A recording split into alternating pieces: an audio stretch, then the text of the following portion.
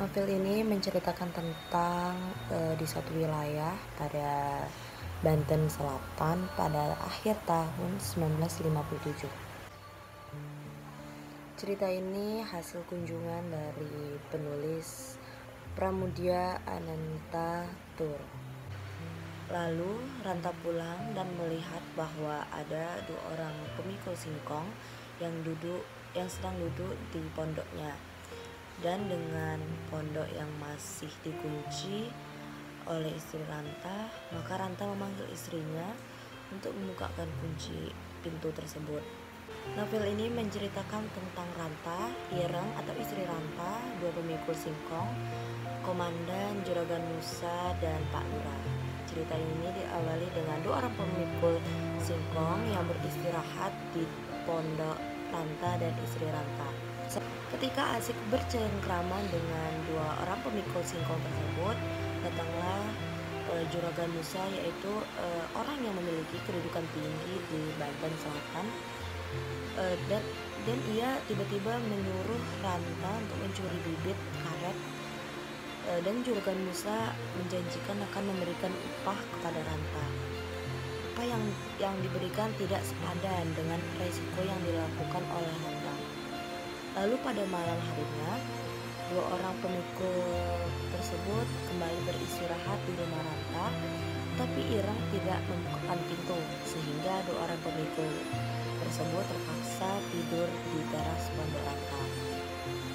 Mengetahui dua orang tersebut tidur di depan pondoknya Ranta, maka secara diam-diam Ranta pergi untuk mencuri bibit karet yang diperintahkan oleh Juragan Musa.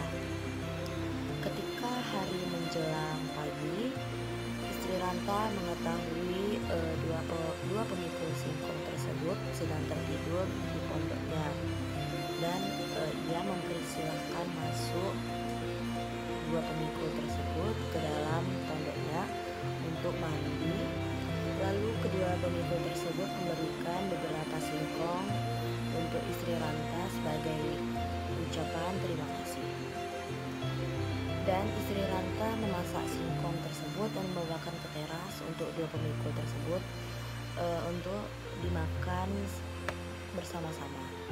Beberapa menit kemudian Ranta datang yang disusul dengan kedatangan Juragan Musa ke pondok Ranta untuk meminta hasil curian bibit karet, dan tidak berterima kasih, tetapi Juragan Musa menyiksa dan mencaci maki Ranta. Ranta tetap bersikap sabar dalam menghadapi Juragan Musa, karena ia yakin bahwa tentara dari Islam itu pergi ke tanah mereka, maka kehidupan mereka akan kembali dengan normal.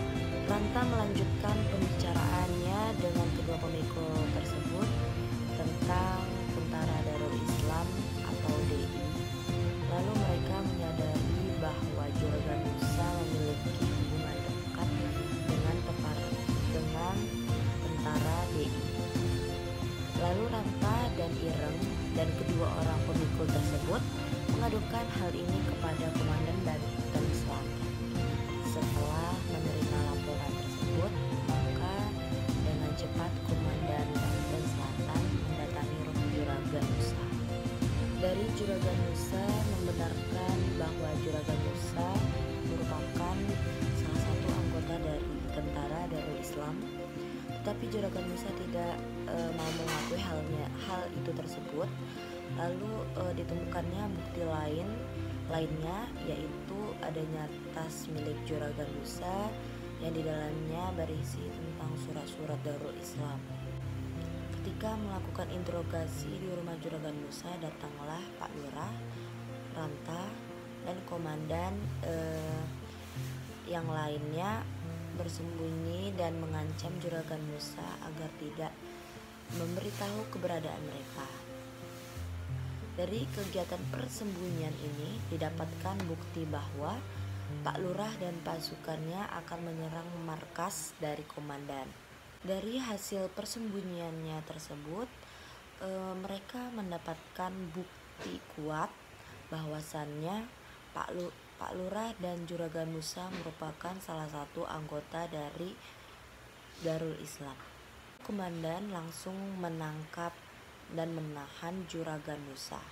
Sebagai ucapan terima kasih kepada Ranta, komandan langsung memberikan hadiah, yaitu mengangkat Ranta menjadi Pak Lurah yang menggantikan lurah sebelumnya yang ikut menjadi tahanan bersama. Sebelum mereka datang, Ranta menyiapkan berbagai strategi.